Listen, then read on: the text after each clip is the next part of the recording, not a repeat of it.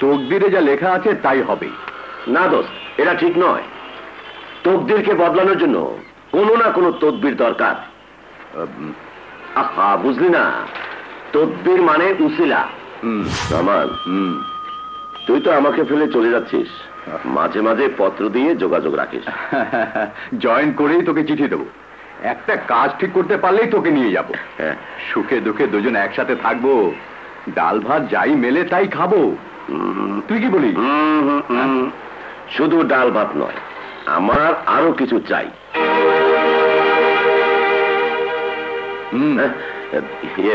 আমার স্বপ্ন একটা বড় বাড়ি, দামি গাড়ি, আর এরকম একটা মিল ইন্ডাস্ট্রিজের মালিক হওয়া।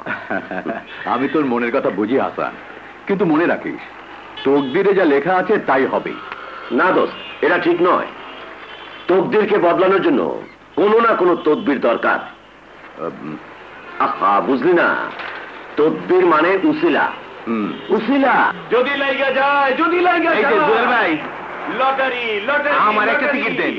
যদি না হয় কপাল ফাঁকা, ঘুরে যাবে ভাগ্যের চাকা। 10 টাকায় 40 লক্ষ টাকা। আরে হাসান ভাই, একটা লটারি টিকিট দিন। কত কিনলাম, একটাও লাগলো না। প্রতিবারই 10-12টা করে কিনি, কিন্তু ভাগ্যে মিলে না।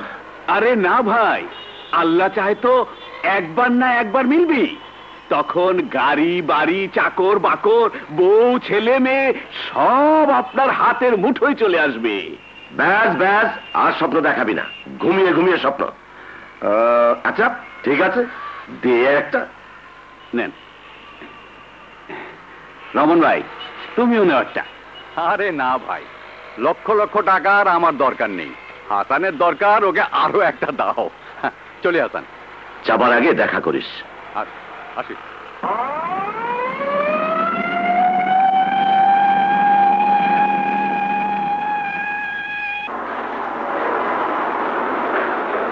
হাসান ভাই, শিগগির চলো। কেন, কি হয়েছে? ভাবির অবস্থা খুব খারাপ। তোমার বোন তাকে হাসপাতাল নিয়ে গেছে। হাসপাতালে? চল।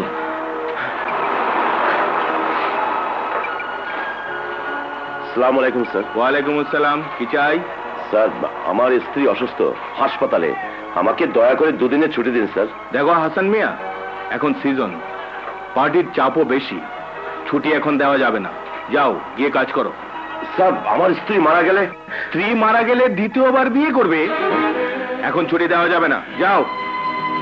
তাহলে আমিও আজ থেকে আপনার চাকরি করব না। ইস্তফা দিয়ে গেলাম, ইস্তফা দিয়ে গেলাম। সাবিয়া, রত্না, তুই এখানে? তোর ভাবি কোথায়? অপারেশন থিয়েটারে।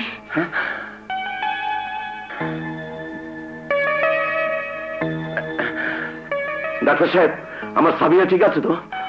উনি এক কন্যা সন্তান জন্ম দিয়েছেন। শুকর আলহামদুলিল্লাহ।